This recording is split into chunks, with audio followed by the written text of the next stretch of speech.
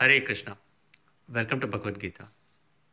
In America, there's a lot of folklore about ghosts. For example, some of the highest money-wise winning films have something to do with ghosts. Exorcist in 1973. Night Shyamalan's Sixth Sense. And in 2017, the movie It. They made a lot of money. And even in all cultures, there's a lot of traditional information about ghosts. So I'll provide you the Sastric information about ghosts from Bhagavad-gītā and Srimad Bhagavatam. Bhagavad-gītā, 7th chapter, 4th sloka. Bhumir apo analo vayu kham mano buddhireva cha ahankaram iti yamme binna prakritir ashtada. We have the soul. We are the soul. Okay? We are not the body. We are the soul. And the soul is mind, intelligence, and false ego. That is a subtle body. And around the subtle body is the gross body made up of gross elements. Fire, earth, water, ether. Earth, water, fire, air, and ether. There are some people who don't have the gross body. The gross body is made up of earth, water, fire, air, and ether.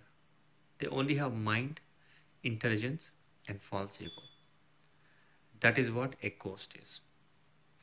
The Vedic, in Hinduism, the places where you would go to learn more about ghosts is number one, Bhagavad-gītā. Bhagavad-gītā 7th chapter 4th sloka and also 15th chapter 10th sloka. You would go to Srimad Bhagavatam, which is the essence of all the Vedic literatures, and then Garuda Purana.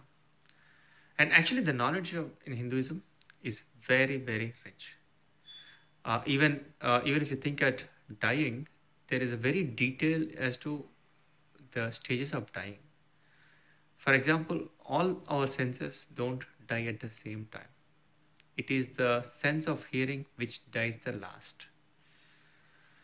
And if you think about it, India is the longest surviving civilization in the world. It's easily maybe 10,000 years old, even though modern science does not accept it. Modern science definitely accepts that India is 5,000 years old. India is easily 10,000 years old, and who knows, maybe 30,000 years old, 40,000 years old. For example, I was reading this book, Srimad Bhagavatam, which discusses Varanasi, Kasi. And this book was written around 5,000 years ago. And it says, Varanasi is a very, very old city. So even 5,000 years ago, it is an old city. So anytime you touch India, it's going to be 10,000 years old or something more than that. So there's a lot of knowledge in India, and you would benefit by trying to understand what is the Hindu view. Actually, I'm not a proponent of Hinduism. I'm more a proponent of Hare Krishna and Srimad Bhagavatam. The perfect religion is not Hinduism. It is not Christianity. It is not Muslim. It is not Islam. It is not Buddhist. It is love God, unmotivated, uninterrupted. Then the soul will be satisfied. This is discussed in Srimad Bhagavatam, first canto, 2nd chapter, 6th sloka. Savai pumsam paro dharmo, yato bhaktir adokshide, apratihata ahayatiki, yaya atma suprasidati. The supreme perfection of religion is to love God, unmotivated, uninterrupted, by which the soul will be satisfied. You see Lord Jagannath there. Please give me a fruit every day. Please establish a relationship with him. You have a relationship with him. Please establish your lost relationship with him. Offer him a fruit every day. Anyway, back to ghosts. Hinduism is vast. However, the essence of Hinduism is captured in Srimad Bhagavatam. I will read from Srimad Bhagavatam, 4th canto, 26th chapter, 6th sloka. I will read about Srila Prabhupada's comments on ghosts. Irrespective of whether you're a Hindu or a non-Hindu, it becomes important to consider Srila Prabhupada's realizations on this subject, because 50 years ago, there was hardly anybody who was truly following the Hindu values outside India. For example, 600 versions of Bhagavad-gītā have come to America, but very few people have given up their meat eating. In contrast, one man, Srila Prabhupada, A.C. Bhaktivedanta Swami Prabhupada, started ISKCON, the International Society for Krishna Consciousness, and he translated Bhagavad-gītā to English, giving a word-for-word translation for this Bhagavad-gītā in English. And it's not available in 200 languages. And you'll see practically that millions of people are following Hare Krishna all over the world. So Srila Prabhupada is one of the biggest exponents of Hinduism. And you will benefit by reading his views via Bhagavad-gītā and Srimad Bhagavatam. These books are available online for free. They're available for your Android phone also for free at the website gitapage.com. Please download them and read it. So I'm reading from the Bhashya, purport which Srila Prabhupada gave in 4th canto, 29th chapter, 6th sloka. He's explaining how some people become ghosts. Because of an individual's desire to enjoy the material world, the living entity is dressed with the material and gross subtle bodies. Thus, he is given a chance to enjoy the senses. The senses are therefore the instruments for enjoying the material world. Consequently, the senses have been described as friends. Sometimes, because of too much sinful activity, the living entity does not get a material gross body, but hovers on the subtle platform. This is called ghostly life. A ghostly life, firstly, please think about it. All religions agree on one thing, that there is something after death. The exact details of what happens after death, different religions have different philosophies. And irrespective of which philosophy you believe in, there's only one philosophy, there's only one thing which happens. There's only one truth out there. And our versions of truth are colored by our mind towards that one truth. So a ghost is, you die, somebody dies, and after the death, in the next life, they get only mind, intelligence, and false ego. They get only the subtle body, and they don't get the gross body. That is called ghostly life. Because of his possessing a gross body, he creates a great deal of trouble in his subtle body. Thus, the presence of a ghost is horrible for those who are living in the gross body. It is stated in Bhagavad-gītā, 15th chapter, 10th sloka. Utkramantam sitam vapi, bunjanam va gunanvitam, vimuda nanu pashyanti gnanachakshusaha. The foolish cannot understand how a living entity can quit his body, nor can they understand what sort of body he enjoys under the spell of the nature, spell of the modes of nature. But ones whose eyes are trained in knowledge can see all this. I'm just repeating whatever is there in Bhagavad-gītā. I'm not realized, and even on simple things, I have a lot of issues. I'm just doing this as a service to the world. That is the reason why I'm taking these classes online. Not because I'm religious, but it's a service I do. Number one, to purify myself.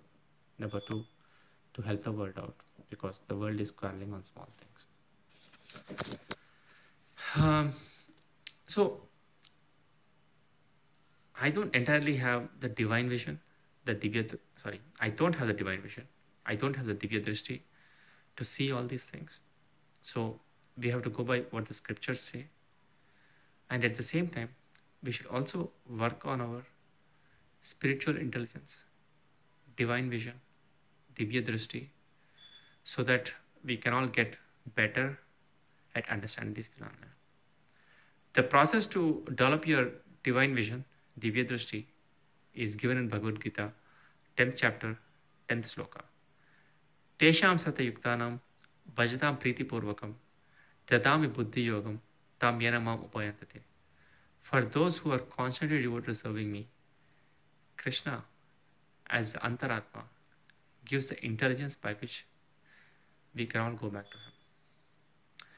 So, ultimately, one becomes a ghost because of his unfulfilled desires. We all want to, I want all of you to become rich, become millionaires, billionaires, and then use the money for service of the world, service of humans, plants, and animals. What we do by killing 10 billion animals in America does come back to us. Please try to stay vegetarian. Make a plan for life. Become rich. Do all the good things in life. Have a 1-year plan for life. Have a 10-year goal for life. Also have a 100-year goal for life. Plan for your next life. You've been very lucky to have material comforts far exceeding what we had before 200 years. Just don't take too much advantage of this comfortable position. Make a plan for your next life also. Make sure that you stay on the right side of the God's laws so that you get a proper next life. And realize that there's a goal for life to go back home, back to Godhead. Don't have too much of material desires. Number one, they don't satisfy you. Number two, they can put us in a situation where we have to become a ghost, etc. Becoming a ghost is terrible. We want to act, but we don't have a body to act. In that sense, try to make a habit of eating only prasadam, food offered to God. And this is a principle which is there in all religions. This is also discussed in Bhagavad-gītā. Patram pushpam phalam toyam yome bhaktya prayachati tadaham bhakti parhotam asnami praitatmanaha. Try to eat only Krishna prasadam by and large, food offered to God. And God does not eat non-veg. He does not eat meat. God wants us to eat milk. Milk improves the brain tissues, leaves, water, flour, and a fruit. Try to stay vegetarian. What we do to animals will come back to us. What we do to other humans comes back to us. Try to stay vegetarian and try to eat only Krishna prasadam. Read scriptures every day. Please read Bhagavad-gītā for 10 minutes a day. Please read Srimad Bhagavatam for 10 minutes a day. And you will really, really enjoy doing it. Chant Vedic mantras. Of all the Vedic mantras, I was lucky enough to be given Hare Krishna, Krishna Krishna, Hare Hare, Hare Rama, Rama Rama, Hare Hare. The Vedic cornucopia of knowledge is vast. It's very deep. It's very sublime. And you'll get so much happiness from it. Please check it out. Please work on your spiritual intelligence, your Divya Drishti, your divine intelligence. It will help you spiritually. It will also help you materially. Maybe you're a doctor and it will give you a better idea as to what is bothering this patient. Many times I've seen that people go to doctor, but a doctor is not able to diagnose in the first time what is happening. Only after 10 days or maybe 5 days or maybe after 3 months, the real issue comes out. So work on your spiritual intelligence so that you can think out of the box, and you like doing it. And I'm not trying to throw mud at the doctor profession. They're doing their job very sincerely, but they also have tough problems to solve, and you can miss the correct diagnosis very easily. So work on a spiritual vision so that you're more successful at your work, whether you're a doctor, engineer, or whichever it is. Sorry, in India there are only 2 professions. You either have to become a doctor or you have to become an engineer. Work on your spiritual intelligence so that more options open up to you in your mind. Or maybe you have a kid who is suffering from problems now, or who knows. I mean, I've seen, just recently one of my friend's kids, she's 6 years old. She had a surgery, and the surgery is a side effect of another surgery which happened to her when she was 1.5 months old. Lots of bad stuff can easily happen to us. We would rather be prepared for all these things work on a spiritual program for yourself and for your family. Be prepared. Work on your spiritual intelligence. Work on your Divya Drishti. In our current fallen state, we may be far from all these things, but at least get on the bus and you will like doing it. Of all the happinesses, this is the highest happiness. Communion with God. Please read Srimad Bhagavata every day. You'll enjoy doing it. Please chant Vedic mantras. Hare Krishna.